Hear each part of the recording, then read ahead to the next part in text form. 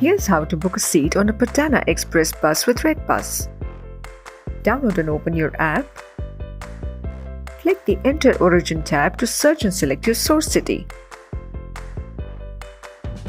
Now click on Enter Destination and search and select your destination city.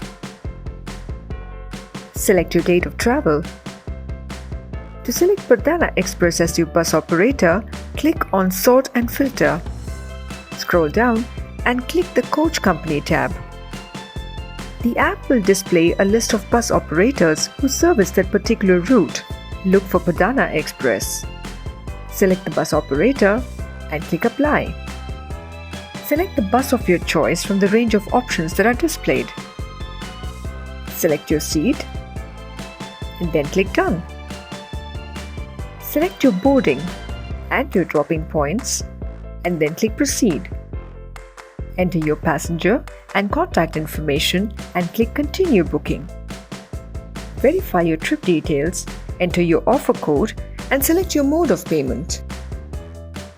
Once your payment has been confirmed, you will receive your Perdana Express bus ticket on your registered email ID.